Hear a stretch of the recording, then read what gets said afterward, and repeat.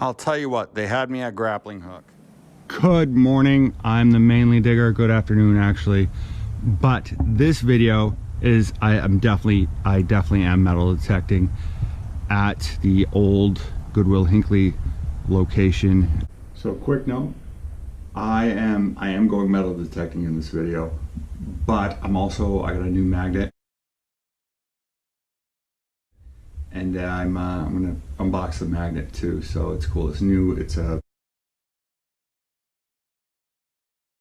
I'm excited. I want to do, for the future, what I want to do is I want to do a comparison, and that video is coming up sooner or later. It's pretty. I just got to figure out some tests to do it, so I'm excited about that. Anyway, mainly a day out. This is awesome. I'm excited. I wanted to test the two magnets out and kind of compare them to each other, because the companies are similar. Quality of the products, they're well known for both having good products for work.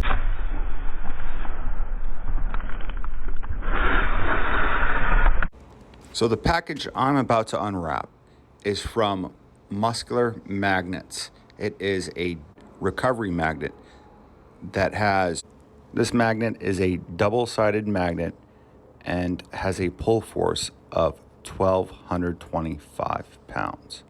The user of this magnet has two options to use it as a recovery magnet.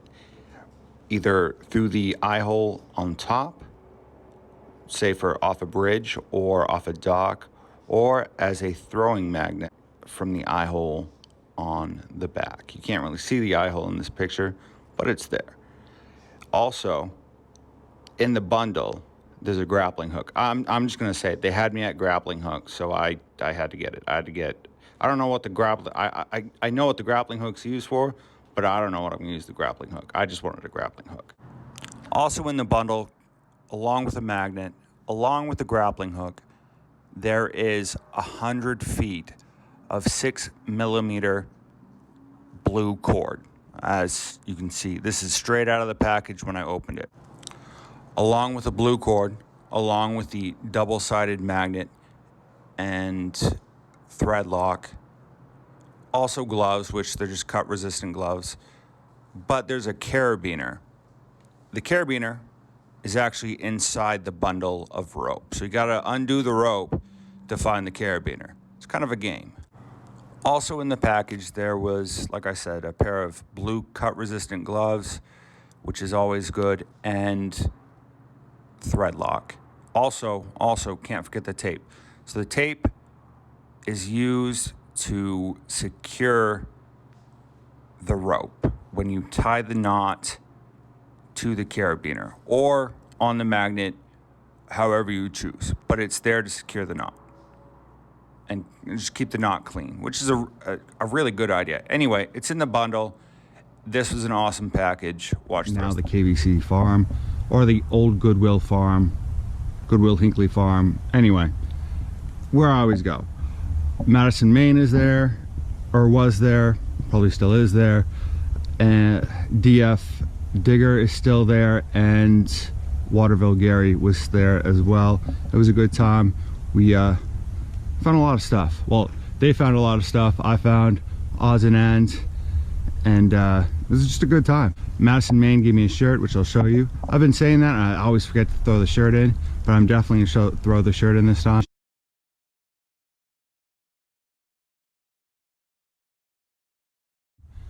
It's yeah, I'll just show you. Mainly dig out. Oh, another dime, or a dime, not another dime. Found a dime. So this just happened. I dug up a penny. It was just a memorial penny. Didn't get the date on it. Put it in my pocket with the other pennies or other coins that I found, because I wasn't paying attention. I didn't record it, so I don't know what penny it was or what the year is. But my attention was drawn to this, and this is what I was paying attention to, which is kind of cool. Kind of in a cool area. I haven't really dug yet.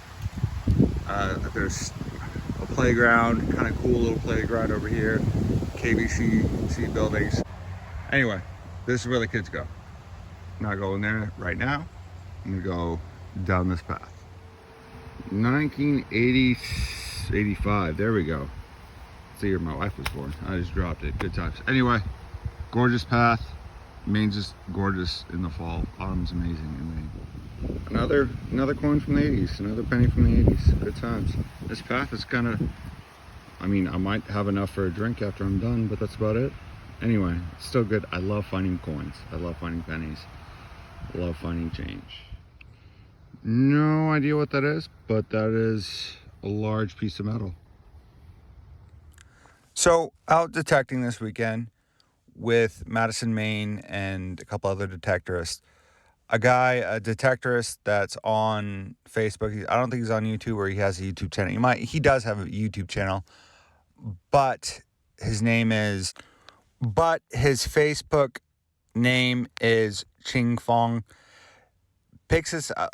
Okay, I'll start with the beginning. So I'm out. I'm detecting by the road on Faculty Row, the abandoned 3 buildings. Anyway, I get the signal, I dig this up, and it's just another, I look at it, I'm not that excited about it. I mean, it's cool, it's still a relic, but it's a spoon, it's silver plated. I mean, I can tell it's silver plated. So I put it on the back of my truck, because that's where I put all the relics, or everything I find, because I like keeping my truck nearby. You know, we get tired, everybody gets tired, just a couple hours go by, and we're all chilling by my truck, and we're telling stories or whatever, and Ching Fong picks this piece of silverware up and pulls out an old toothbrush and starts cleaning it off, and he kind of eyes it, and he's trying to read, there's a label on the back, there's a marking on the back, and I don't really think anything of it, but he's kind of interested. And day ends, I take it home, I put it on my desk, I don't think about it. I pick it up this morning, and because I don't know, whatever, him picking it up just kind of made me kind of think about it and wanted to read it or look into it a little more. So I take out the pencils, the Andes, and I clean off the back, and it says Cream of Rye Silver Company. So I do a little investigation. So what I found is around 1911, Cream of Rye was a product made by the Minnesota cereal factory, cereal company, or whatever it is. They would put these spoons in the packaging with the cereal, and if you collect enough of them, or teaspoons and other things, but if you collect enough teaspoons, they would send you a bigger product. Who made these? It was, I'll just put the letters, and I don't know how to say the name, but it was another company that made it besides the Cream of Rye Silver Company. Really, just a lot of history that's cool around. I don't know if it's from 1911, but it's in really good shape, or around that time frame. It's in amazing shape. There's a couple chips in there, but that's about it. I love research, and I love history. So these are my finds metal detecting today. This is, well, the 2 spoons, one of them is still at home, and because I can actually see a name on it, or a maker on it. So I'm going to do some research on that, maybe throw it in the video, probably before this. So, but the spoon is awesome. These, I'm pretty sure, are lead, and I do have a magnet right here, so test that out. Yep, not magnetic, so they are lead. And then this obviously is a hinge, like a paste, some type of the top to a paste bottle, a square nail. I do love my square nails. That's awesome. Yeah, some porcelain. And this I got excited because it looks like the band to an Apple Watch. It's not, and I don't know what that is. So those are my finds for metal detecting today. Almost forgot this bad boy right here. No idea what it is, but I found it in by one of the old foundations, the old home sites, and in the field. So the field had just been cut. That's this place I should have got as the field, but I did not. I waited till the last minute to check it out and realized it was awesome.